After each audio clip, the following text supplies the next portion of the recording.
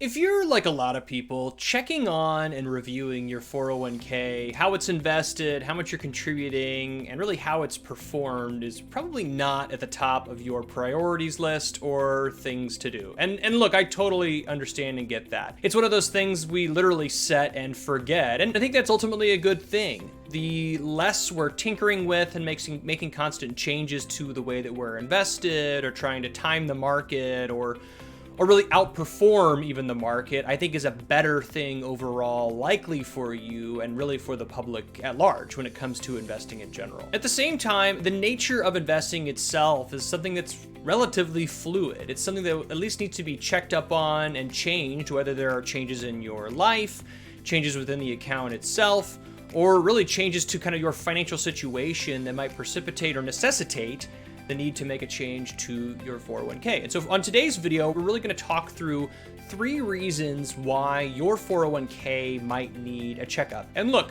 important disclaimer to start, your 401k might be doing great, especially over the last couple of years. But I will say that can lead to kind of some unintended consequences when it comes to the actual investments within the account.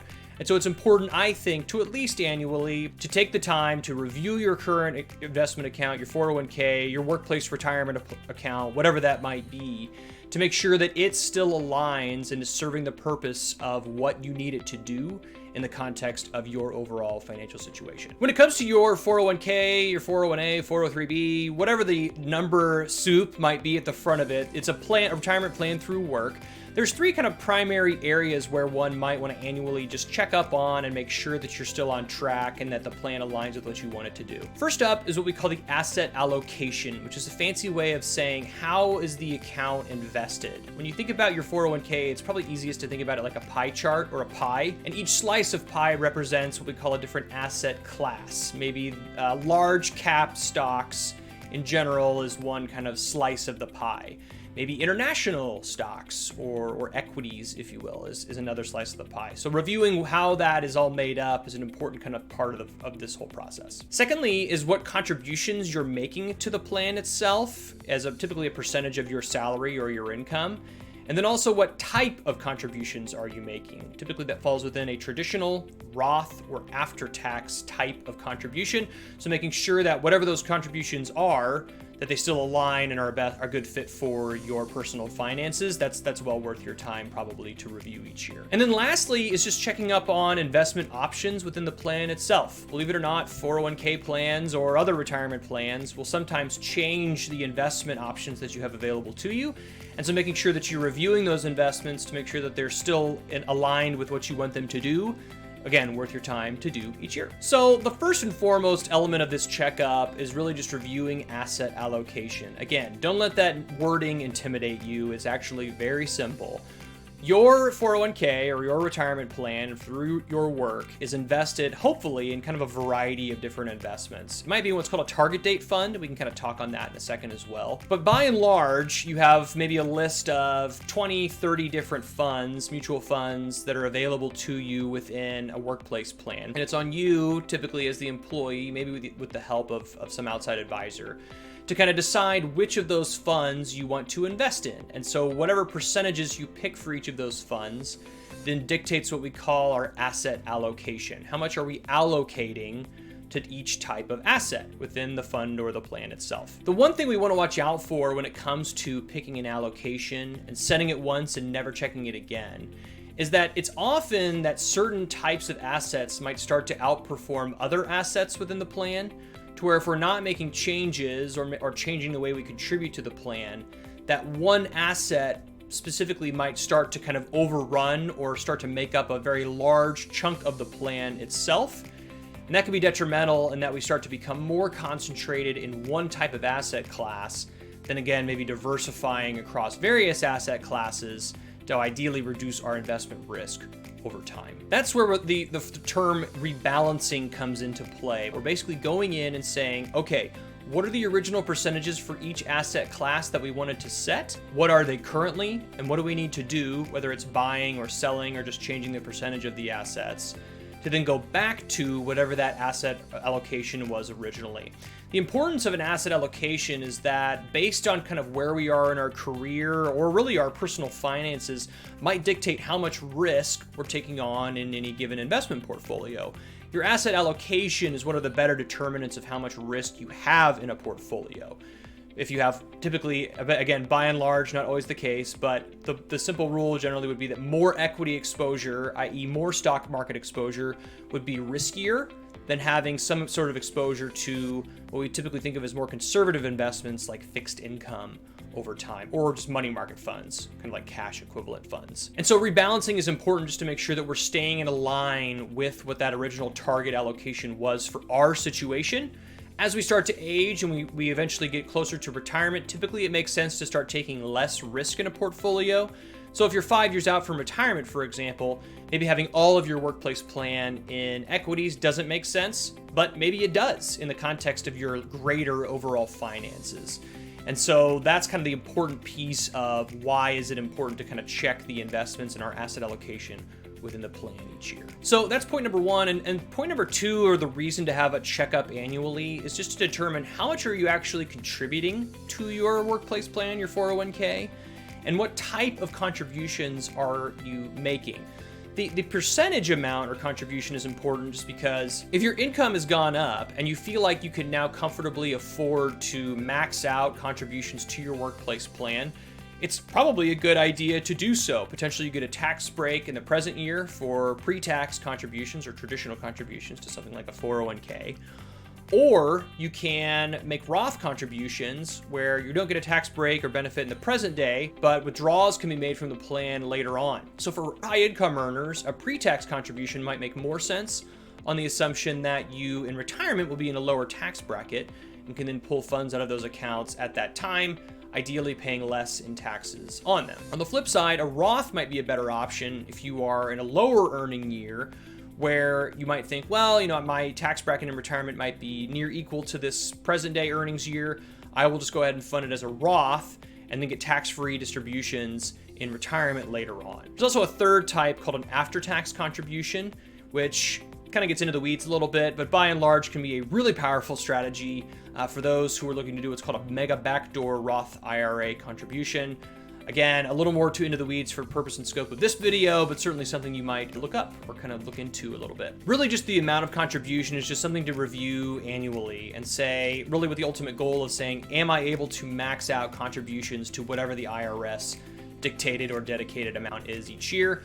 Hitting that number very often makes sense for just about every individual who has access to a plan, whether you are owning a business or working for a company. Maxing out those kinds of plans very, very often makes a lot of sense and is something worth working towards for sure. Also important to review is just the type of contribution you're making. I just kind of alluded to it, but basically you have a decision between a pre-tax and a Roth option for maybe just about any workplace plan you have, 403b, 401k, et cetera. Higher income earners, like really high income earners, pre-tax tends to make sense, I think. Roth for maybe lower income earners, but it's not necessarily a set rule. And so it's important to kind of gauge and weigh your personal tax situation today relative to what you expect it to be in the future. Difficult to do, I realize, but that's kind of the context or the arithmetic really of determining pre-tax versus Roth. Again, something that can be, that if you have a good advisor to help out and kind of assess and determine what's a good fit for you, can be really worthwhile. Okay, final point and reason number 3 for a 401k or workplace plan checkup, if you will, each year. And that's just to review the fund makeup within the plan overall, and specifically which funds you are invested in. And there's a lot of reasons for this. Number one, companies or plan administrators might swap out or change different funds in the plan. Maybe you're invested in one and that somehow changes your allocation. Certainly something to just review and make sure that your plan is still in line and invested the way that you want it to be, and that's a complement to your overall personal financial plan over the long term. Secondly, one thing to note, or kind of a tricky thing with a lot of workplace plans, is that there will be sets of funds that are relatively inexpensive. They have what are called low expense ratios, or the percentage of the fund that you pay each year to be invested in the fund. They might have some funds that are very, very inexpensive, like index type mutual funds or funds in general. They might also have very expensive, more actively managed funds. And there's not necessarily a wrong or right way to go about that, but it's really kind of a personal preference. My thought in general, what I recommend often is that, again, not advice by any means, it's very personal to each situation, but by and large, looking for lower costs in your investments, especially for plans that you're going to be investing in over 10, 20, 30, 40 years.